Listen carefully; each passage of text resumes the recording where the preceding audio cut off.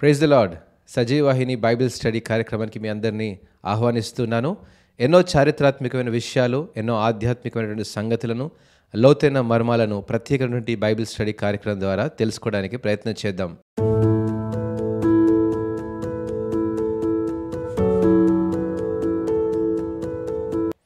హల్లెలూయా. గడిచినటువంటి ఎపిసోడ్స్లో మరి 2 భాగాలుగా మనము టైటిల్స్ ఆఫ్ జీసస్, యేసుక్రీస్తు యొక్క నామములు 60 నామములు మనం ఇంతవరకు ధ్యానించాము. ఈ యొక్క పాఠ్యభాగంలో మరొక 30 అంశాలను మనం ధ్యానం చేద్దాం. మరి మొదటిగా అనగా 61వ అంశం ఏంటంటే హెడ్ ఆఫ్ ద చర్చ్, సంఘమునకు శిరస్సు అనేటువంటి మాట ఎఫెసీయులకు రాసినటువంటి పత్రిక 5వ అధ్యాయము 23వ వచనంలో వ్రాయబడింది. క్రీస్తు సంఘమునకు శిరస్సై ఉన్నలాగున పురుషుడు భార్యకు శిరస్సై ఉన్నాడు, క్రీస్తే శరీరమునకు రక్షకుడై ఉన్నాడు అనేటువంటి మాటను ఇక్కడ మనం గమనించగలం. కొలస్సీలకు రాసినటువంటి పత్రిక 1వ అధ్యాయము 18వ వచనంలో అయితే సంఘము అను శరీరమునకు ఆయనే శిరస్సు అని వ్రాయబడింది. ఆయనకు అన్నిటిలో ప్రాముఖ్యము కలుగు నిమిత్తము ఆయన ఆది అయ్యుండి మృతులలో నుండి లేచుటలో ఆది సంభూతుడాయను అని కూడా చక్కగా ప్రస్తావించబడింది. సంఘానికి అనేటువంటి ఆ యొక్క శరీరానికి ఆయనే శిరస్సుగా ఉన్నాడు. ప్రతి సంఘానికి అనగా మన సంఘానికి యేసుక్రీస్తు ప్రభువారే శిరస్సుగా ఉన్నాడనే సంగతిని ఇక్కడ సంబోధించినట్లు మనము గమనించగలము. మరి 62వ అంశం మనం చూద్దాం. హెడ్ ఆఫ్ ఎవ్రీ మ్యాన్, ప్రతి పురుషునికి శిరస్సు కూడా క్రీస్తే అని ప్రస్తావించబడింది. కొరింథీయులకు రాసినటువంటి మొదటి పత్రిక 11వ అధ్యాయం 3వ వచనంలో ప్రతి పురుషునికి శిరస్సు క్రీస్తనియు, స్త్రీకి శిరస్సు పురుషుడనియు, క్రీస్తునకు శిరస్సు దేవుడనియు మీరు తెలుసుకొనవలెనని కోరుచున్నాను. ప్రతి పురుషునికి శిరస్సు కూడా క్రీస్తే అని సంబోధించబడింది ఈ యొక్క ప్రత్యేకమైన వచనంలో. 63వ వచనం చూద్దాం. హెడ్ ఓవర్ ఎవ్రీథింగ్, సమస్తముపై సంఘమునకు శిరస్సు అనేటువంటి మాట మనం చూస్తున్నాం. ఎఫెసీయులకు రాసిన పత్రిక 1వ అధ్యాయము 22వ వచనంలో సమస్తమును ఆయన పాదముల క్రింద ఉంచి సమస్తము పైని ఆయనను సంఘమునకు శిరస్సుగా నియమించెను. సమస్తమంట ఆయన పాదముల క్రింద ఉంది కాబట్టి సమస్తము పైనే అనగా ఆయన సంఘము, సమస్తం సార్వత్రిక సంఘానికి సాదృశ్యంగా ఉన్నటువంటి సంఘానికి కూడా ఆయనే శిరస్సుగా ఉన్నాడని కూడా ఆయన దానికి నియమించబడ్డాడు అనే సంగతిని ఇక్కడ ఈ యొక్క చక్కని అంశంలో మనము గమనించగలమండి. 64వ అంశం మనం చూద్దాము. హెయిర్ ఆఫ్ ఆల్ థింగ్స్, సమస్తమునకును వారసుడు. ఈ మాట హెబ్రీయులకు రాసిన పత్రిక 1వ అధ్యాయము 2వ వచనంలో మనం చూస్తాము. ఈ దినముల అంతమందు కుమారుని ద్వారా మనతో మాట్లాడెను, ఆయన ఆ కుమారుని సమస్తమునకును వారసునిగా నియమించెను, ఆయన ద్వారా ప్రపంచములను నిర్మించెను. ఈ మాటల్లో మనం చూస్తే సమస్తమునకు కూడా ఆయన వారసుడిగా ఉన్నాడు కాబట్టే ఆయన ఆ యొక్క సమస్తానికి అనగా ప్రపంచాలను కూడా నిర్మించినటువంటి సృష్టికర్త కూడా ఆయనే అని ఈ రీతిగా సమస్తానికి వారసుడు అని యేసుక్రీస్తు ప్రభువారిని సంబోధించినట్లు మనము ఈ యొక్క వాక్య భాగంలో గమనించగలం. మరొక అంశాన్ని మనం గమనిద్దాము. 65వ అంశం. ఈ యొక్క అంశము ప్రకటన గ్రంథం 15వ అధ్యాయము 3-4 వచనాల్లో మనం గమనించగలం. వారు ప్రభువా, దేవా, సర్వాధికారి, నీ క్రియలు ఘనమైనవి, ఆశ్చర్యమైనవి, యుగయుగములకు రాజా, నీ మార్గములు న్యాయములను సత్యములనై ఉన్నవి. ప్రభువా, నీవు మాత్రము పవిత్రుడవు, నీకు భయపడని వాడెవడు, నీ నామమును మహిమపరచని వాడెవడు, నీ న్యాయ విధులు ప్రత్యక్షపరచబడినవి గనుక జనములందరూ వచ్చి నీ సన్నిధిని నమస్కారము చేసెదరని చెప్పుచు దేవుని దాసునగు మోషే కీర్తనయు గొర్రెపిల్ల కీర్తనయు పాడుచున్నారు. ఈ యొక్క వాక్య భాగము మరి వివిధ రకాలైనటువంటి తర్జుమాల్లో కూడా మనం గమనించినట్లయితే మరి కింగ్ జేమ్స్ వర్షన్ కానీ, ఇంగ్లీష్ స్టాండర్డ్ బైబిల్ కానీ, అమెరికన్ స్టాండర్డ్ వర్షన్లో కానీ ఈ రీతిగా డిఫరెంట్ వర్షన్స్ ఆఫ్ బైబిల్లో మరి ఒక్కొక్క తర్జుమాలో కూడా మరి వివిధ రకములుగా తర్జుమా చేసినట్లు మనం గమనించగలము. ఏదేమైనప్పటికీ కూడా ఒకే భావాన్ని ఇచ్చేటువంటి మాట ద కింగ్ ఆఫ్ నేషన్స్ అనగా ద కింగ్ ఆఫ్ సెయింట్స్ లేదా కింగ్ ఆఫ్ ఏజెస్, ఈ వివిధ రకాలుగా మరి ప్రస్తావించబడింది. వీటన్నిటికీ అర్థం ఏంటంటే జనములందరికీ కూడా ఆయన రాజుగా ఉన్నాడు అనేటువంటి మాటను అర్థం ఇచ్చేటువంటి మాటగా మనము ఇక్కడ యేసుక్రీస్తు ప్రభువారిని సంబోధించినట్లు మనము గమనించగలం. 66వ అంశం మనం చూద్దాము. హై ప్రీస్ట్, ప్రధాన యాజకుడైనటువంటి యేసుక్రీస్తు ప్రభువారిగా సంబోధించబడ్డాడు. హెబ్రీయులకు రాసినటువంటి పత్రిక 6:20, 7వ అధ్యాయము 26వ వచనంలో కూడా మనం గమనించగలం. నిరంతరము మెల్కిసెదెకు క్రమము చొప్పున ప్రధాన యాజకుడైనటువంటి యేసు అనేటువంటి ఆ సంబోధన మనం చూడగలం. అందులోనికి మనకంటే ముందుగా మన పక్షమున ప్రవేశించెను. పవిత్రుడును, నిర్దోషియు, నిష్కల్మషుడును, పాపులలో చేరక ప్రత్యేకముగా ఉన్నవాడును, ఆకాశ మండలము కంటే మిక్కిలి హెచ్చైన వాడునైన ఇట్టి ప్రధాన యాజకుడు మనకు సరిపోయినటువంటి వాడు అని ఆ ప్రధాన యాజకుడైనటువంటి యేసుక్రీస్తు ప్రభువారు సంబోధించబడ్డారు యాజ్ హై ప్రీస్ట్. 67వ అంశం మనం చూద్దాము. హోలీ చైల్డ్, పరిశుద్ధుడైన దేవుని కుమారుడు. పరిశుద్ధుడైనటువంటి దేవుని కుమారుడుగా ఈ యొక్క మాట లూకా సువార్త 1వ అధ్యాయం 35వ వచనంలో చూస్తే, దూత పరిశుద్ధాత్మ నీ మీదికి వచ్చును, సర్వోన్నతుని శక్తి నిన్ను కమ్ముకొనును, గనుక పుట్టబోవు శిశువు పరిశుద్ధుడై దేవుని కుమారుడు అనబడును. ఆయన పరిశుద్ధుడిగా ఉండి దేవుని కుమారుడైనటువంటి వాడుగా ఆయన అవతరించబోతున్నాడని దూత ద్వారా తెలిపినటువంటి యొక్క ప్రవచన వాక్యాన్ని మనం గమనిస్తున్నాము. హోలీ చైల్డ్ అని కూడా రాయబడింది ఇంగ్లీష్ బైబిల్లో. పరిశుద్ధుడైనటువంటి దేవుని కుమారుడు అని మనము గమనించగలం. ఆయన పరిశుద్ధుడిగా ఉండి దేవుని కుమారుడుగా ఉన్నటువంటి వాడు ఈ లోకానికి ఆయన దిగి వస్తున్నాడన్న సంగతిని, అక్కడ మరి శిశువుగా దిగి వస్తున్న సంగతిని మరియకు దూత తెలిపినటువంటి ఆ యొక్క సువర్తమానం మనం గమనించగలం. 68వ అంశం మనం చూద్దాము. యేసుక్రీస్తు ప్రభువారిని పవిత్రుడును, నిర్దోషియు, నిష్కల్మషుడును, పాపులలో చేరక ప్రత్యేకముగా ఉన్నవాడును, ఆకాశ మండలము కంటే మిక్కిలి హెచ్చైన వాడునైన ఇట్టి ప్రధాన యాజకుడు మనకు సరిపోయినటువంటి వాడు. ఈ మాటలు మనం చూస్తే పవిత్రుడు, నిర్దోషియు, నిష్కల్మషుడు అని 3 పదాలతో, హోలీ, ఇన్నోసెంట్, అన్డిఫైల్డ్ అనేటువంటి 3 పదాలతో యేసుక్రీస్తు ప్రభువారిని సంబోధించినట్లు మనము పరిశుద్ధ గ్రంథ లేఖన భాగంలో హెబ్రీయులకు రాసిన పత్రిక 7:26లో మనము గమనించగలం. 69వ అంశాన్ని మనం చూద్దాము. హోలీ వన్ ఆఫ్ గాడ్, దేవుని పరిశుద్ధుడని కూడా వ్రాయబడింది మార్కు సువార్త 1వ అధ్యాయం 24వ వచనంలో. వాడు నజరేయుడవగు యేసు, మాతో నీకేమీ, మమ్ము నశింపజేయుటకు వచ్చితివా? నీవెవడవో నాకు తెలియను, నీవు దేవుని పరిశుద్ధుడవు అని కేకలు వేశాను. దేవుని పరిశుద్ధుడవు అనేటువంటి మాట అక్కడ యేసుక్రీస్తు ప్రభువారిని సంబోధించినట్లు మనము గమనించగలం. 70వ అంశాన్ని చూద్దాము. హోప్ ఆఫ్ గ్లోరీ, మహిమైశ్వర్యము. ఈ యొక్క మాట కొలస్సీలకు రాసినటువంటి పత్రిక 1వ అధ్యాయం 27వ వచనంలో ఉంది. అన్యజనులలో ఈ మర్మము యొక్క మహిమైశ్వర్యము ఎట్టిదో అది అనగా మీ యందున్న క్రీస్తు మహిమ నిరీక్షణయ్యి ఉన్నాడను సంగతిని దేవుడు తన పరిశుద్ధులకు తెలియపరచగోరి ఇప్పుడు ఆ మర్మమును వారికి బయలుపరచెను. యేసుక్రీస్తు ప్రభువారు ఒక మర్మముగా ఉన్నారు. ఏ మర్మముగా అంటే ఆయన మహిమైశ్వర్యముగా, అనగా ఆయన మహిమ నిరీక్షణగా కూడా ఉన్నాడనే సంగతుల్ని ఇక్కడ అపోస్తలుడైన పౌలు కొలస్సే సంఘాన్ని జ్ఞాపకం చేస్తున్నాడు. ఆ రీతిగా యేసుక్రీస్తు ప్రభువారిని హోప్ ఆఫ్ గ్లోరీ, మహిమైశ్వర్యము అనేటువంటి మాటగా ఆయన సంబోధించబడ్డాడు. అదే రీతిగా మనం చూస్తే హార్న్ ఆఫ్ సాల్వేషన్, విమోచన కలుగజేసేటువంటి వాడుగా ఉన్నాడనే సంగతిని ఇక్కడ మనం చూస్తున్నాము.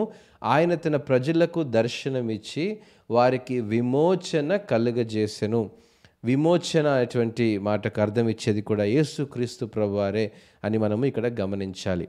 72వ అంశాన్ని చూద్దాము. హస్బెండ్ అనగా భర్త లేదా పురుషుడు అని కూడా సంబోధించబడుతున్నాడు. ఈ యొక్క మాటలో చూస్తే అపోస్తలుడైన పౌలు కొరింథీ సంఘానికి రాసినటువంటి 2వ పత్రిక 11:2లో మనం చూస్తే, దేవాసక్తితో మీ ఎడల ఆసక్తి కలిగి ఉన్నాను, ఎందుకనగా పవిత్రురాలైన కన్యకనుగా ఒక్కడే పురుషునికి అనగా క్రీస్తుకు సమర్పింపవలనని మిమ్మును ప్రధానము చేసి తిని. మరి యేసుక్రీస్తు ప్రభువారు ఇక్కడ పురుషుడు అనేటువంటి మాట, అదే రీతి ఇంగ్లీష్ తర్జుమాలో మనం చూస్తే హస్బెండ్. మరి హస్బెండ్ అనేటువంటి మాటకు లిటరల్ మీనింగ్ ఏంటండి అంటే భర్త అని కూడా మనం గమనించగలం. యేసుక్రీస్తు ప్రభువారు ఆ యొక్క కన్యకకు ఆయన భర్తగా ఉంటున్నాడని. ఇక్కడ కన్యక అంటే మరి మనం గమనించినట్లయితే పరిశుద్ధ గ్రంథంలో కన్యక సంఘానికి లేదా వ్యక్తిగత జీవితానికి సాదృశ్యంగా ఉందండి. ఈ రెండు మాటలకు అర్థం ఇచ్చేటువంటి మాటగా మనం గమనించగలము. అదే రీతిగా ఆ కన్యకకు ఒక్కడే పురుషుడిగా ఉండాలి, ఆయన క్రీస్తు ఉండాలి. అనగా మన యొక్క జీవితంలో యేసుక్రీస్తు ప్రభువారే అధిపతిగా, మన జీవితంలో యేసుక్రీస్తు ప్రభువారు మాత్రమే దేవునిగా, మన జీవితంలో యేసుక్రీస్తు ప్రభువారే మనకు రక్షకుడిగా, మన శిరస్సుగా ఉండాలనే సంగతిని అక్కడ జ్ఞాపకం చేస్తున్నాడు. ఆ యొక్క 72వ అంశంలో మనం గమనించగలం. 73వ అంశాన్ని మనం చూద్దాం. Image of the invisible God, అదృశ్య దేవుని స్వరూపి అని కూడా రాశాడు. ఈ మాటలు మనం చూస్తే కొలస్సీలకు రాసినటువంటి పత్రిక 1వ అధ్యాయము 15వ వచనంలో ఆయన అదృశ్య దేవుని స్వరూపి అయి సర్వ సృష్టికి ఆది సంభూతుడై ఉన్నాడు. ఆయన అదృశ్య దేవుని యొక్క స్వరూపము. దేవుడు అదృశ్యముగా ఉంటాడు కాబట్టి ఆ అదృశ్యమైనటువంటి దేవుని యొక్క స్వరూపమే యేసుక్రీస్తు ప్రభువారు. ఆయనే సర్వ సృష్టికి కారకుడు అని కూడా, ఆది సంభూతుడు అని కూడా ప్రస్తావించబడింది. ఈ యొక్క ప్రత్యేకమైన భాగాల్లో మనం గమనించగలం. 74వ అంశం మనం చూద్దాం. ఇమ్మోర్టల్ అనగా అక్షయుడు అనేటువంటి మాటకు అర్థమిస్తుంది.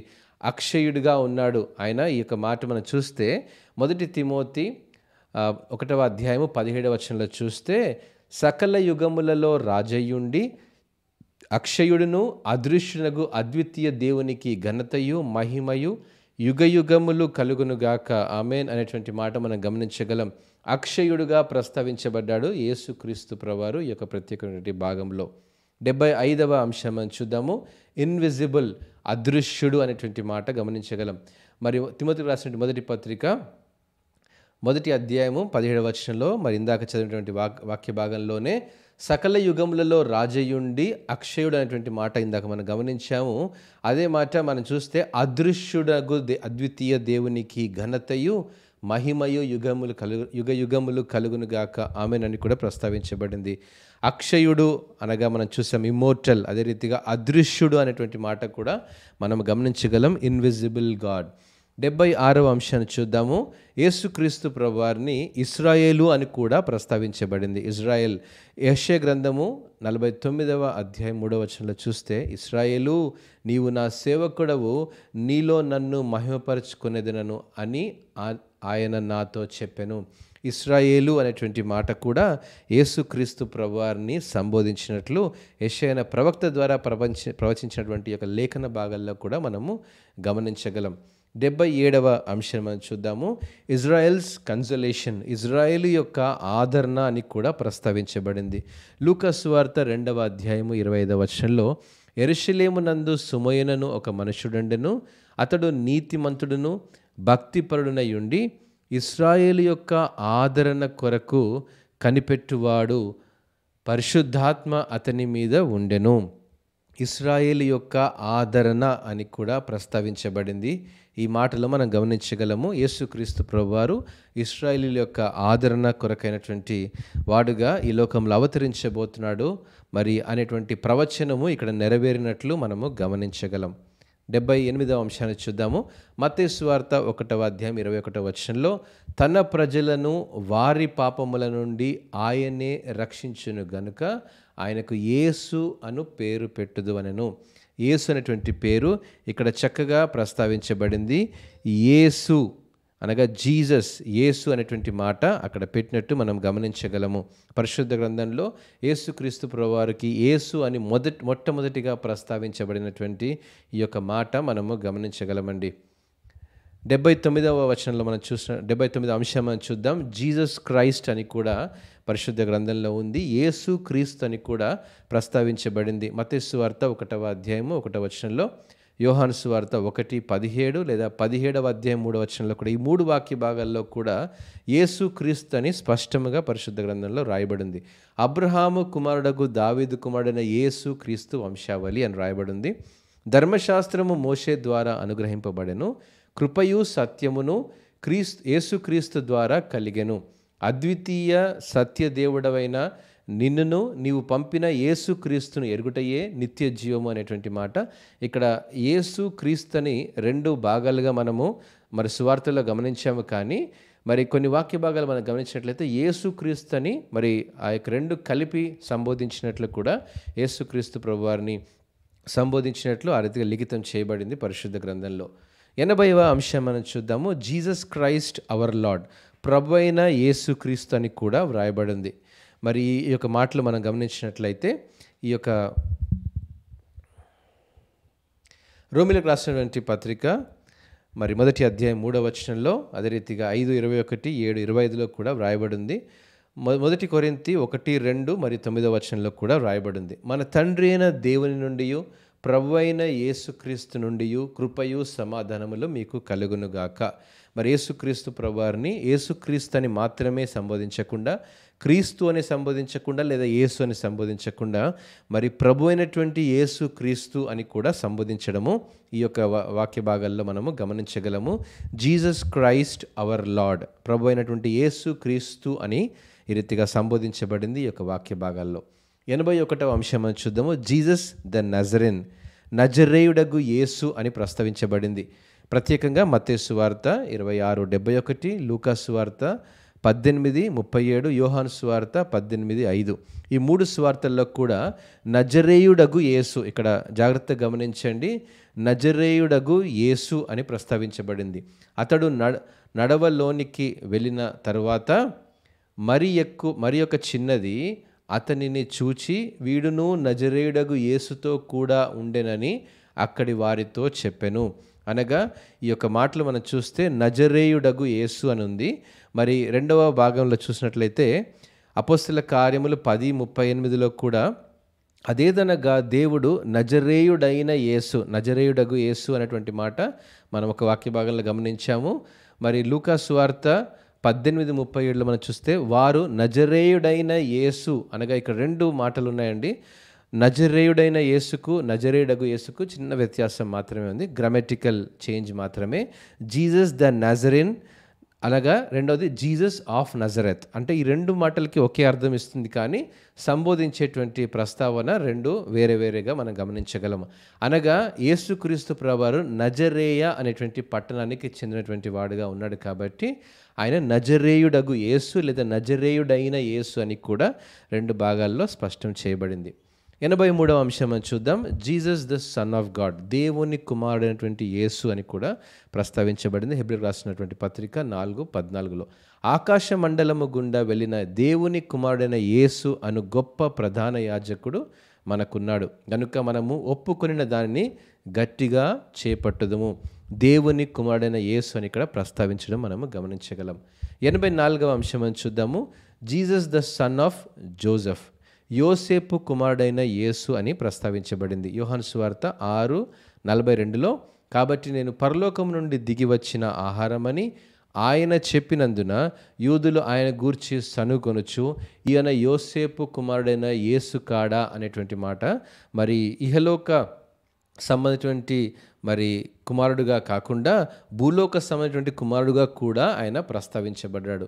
ఆయన తండ్రి అయినటువంటి యోసేపు మరియా, తల్లి మరియా యోసేపు తండ్రి కాబట్టి అక్కడటువంటి ప్రజలంతా యేసుక్రీస్తు ప్రభువారు పరలోక రాజ్యం గురించి ఆయన బోధిస్తున్నప్పుడు, ఉపమానరీతిగా బోధిస్తున్నప్పుడు ఈయన ఆ యొక్క యోసేపు అనేటువంటి వాని కుమారుడు అని ప్రస్తావించినట్లు మనము గమనించగలం.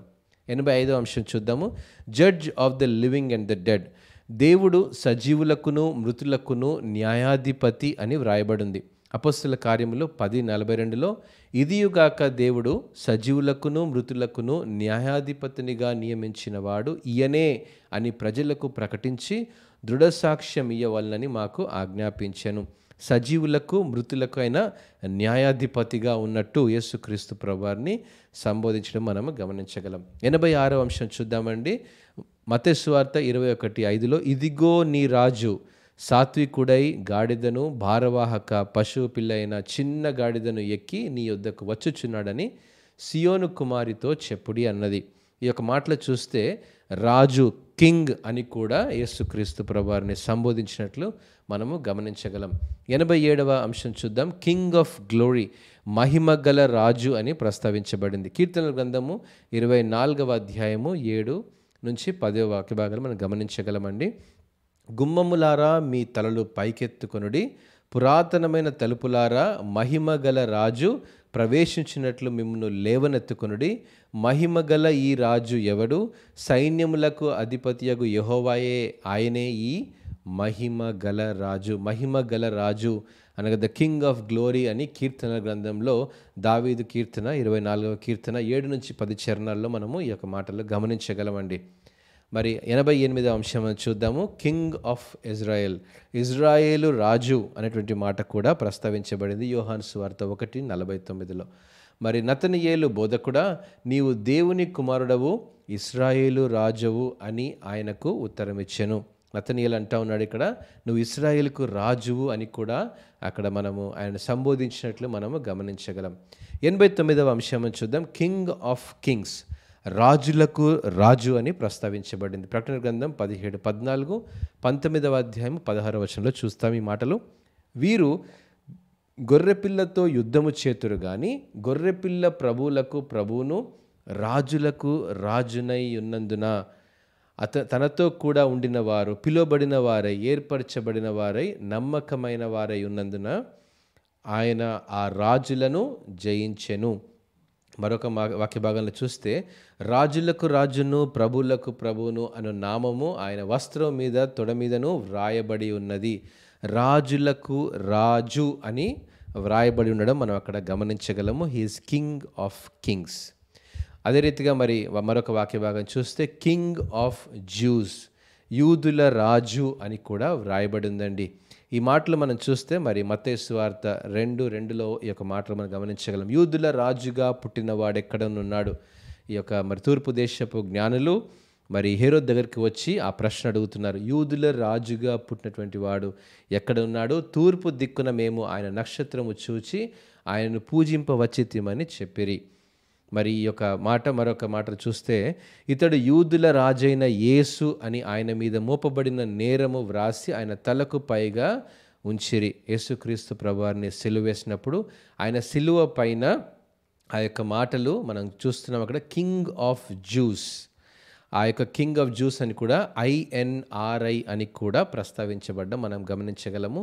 ఈ యొక్క మాటలకు అర్థం ఏంటండి అంటే, మరి ఈ యొక్క మాటలు యూదుల రాజైనటువంటి యేసు అని కూడా మరి ఆ దినాల్లో ఆ యొక్క లోకల్ లాంగ్వేజ్లో కూడా వారు రాసినట్టు ప్రస్తావించారు. అదే మాట పరిశుద్ధ గ్రంథంలో తర్జుమాలో యూదుల రాజు అని కూడా మరి రాసినట్టు మనం గమనించగలం. లూకాసు సువార్త 23:38లో మనం చూస్తే ఇతడు యూదుల రాజని పై విలాసము కూడా ఆయనకు పైగా వ్రాయబడెను.